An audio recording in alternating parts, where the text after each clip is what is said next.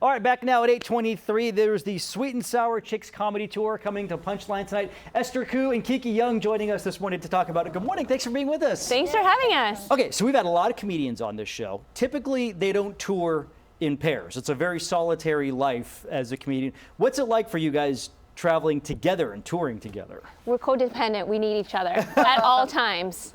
Does that make it easier, though? Because I would imagine it's a pretty lonely thing being a stand-up comic. It does, yeah. We're friends, and then we get to tour and make you guys laugh. It's so fun. So now, on the when you guys do the show, are you on stage together, or does one do a set and the other person does a set? No, it's separate. Separate?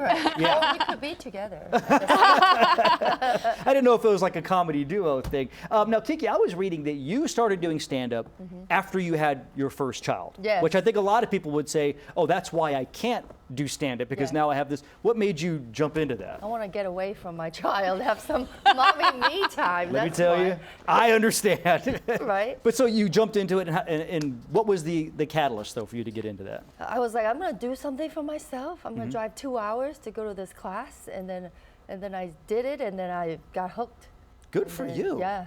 Do you remember a specific moment on stage when you got a laugh and you were like, oh, this is what I want to do? The first time, the big showcase, Yeah. I was so tired. I think I took a nap right before I went on stage, and then they laughed, and I was like, wow. And I was like, okay, this is not as hard as I thought. Yeah, they're actually here to have fun. Yeah. Esther, I was reading, you grew up in Chicago. Yep. You grew up in a traditional family, you went to college and all that kind of stuff. What was it that got you into comedy? Well, I wrote in the high school newspaper, and everybody kind of told me that I was funny. So you just, when you're a kid, Really? you just believe everybody. Like, you're funny, I'm funny. Okay, I'll be a comedian. Most people don't tell us journalists that we're funny, Oh, because we're yeah. typically not that funny. We can teach you. But what's that? We can teach you. We try. So as you guys have been traveling around the country together, how many cities have you been to? Have you found places that you like? Have you found your pockets of people in all these different places? Well, this is our first stop on our tour. stop. Oh. It's Yeah, a Sweet we and Sour started. Chicks tour. And sweet and sour, not like chicken. It's more like candy, Okay. like lemon heads. So like, which one's sweet and which one's sour? Then? We're both find sweet out. and sour. Oh. It's sweet, and then it turns sour. Oh, I see. And you're like, oh, they look so nice. Ouch. I'm curious for in the comedy scene, because it has been for so many years such like a male-centric thing. What's it like for Asian women trying to make their way through comedy? Well, we're trying to like do a little PR about the coronavirus, you know, because we're trying to clean up our image, Asians, right? So that's why we love hantavirus.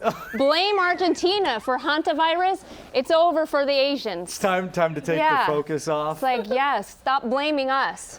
Do you find, though, that your experiences growing up in Asian families, that lends to a certain brand of comedy that perhaps people don't get elsewhere? Yeah, I do I speak Cantonese. Oh, yeah? So, yes, that's not Mandarin. I'm aware. Now, I don't know either one, but I am aware that. No, you grew up in Hong Kong, right? Yes. You spent a lot of time there? Yeah. And then came to the U.S. when? 1992. Oh, wow. Yes, it's been quite a while. So when you... I thought you were born in 1992. What? Sure. Yes. So Asian don't raisin. All right. I like that. Asian don't raise it. But yes, my parents hit me when I was a kid, so a lucky audience member gets to be spanked tonight. Oh, exciting. So come on out. You know what, though? There's probably more than a handful of guys who are Yes. now going to be lining up for this. We got bamboo sticks. Guys are going to be like, I'm here for the spanking.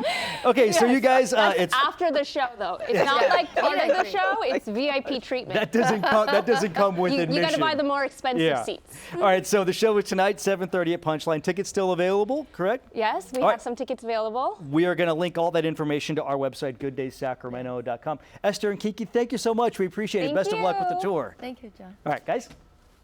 Well, we're going to break. Actually, never mind. We'll be right back. It's great to meet you guys. Thank you so much.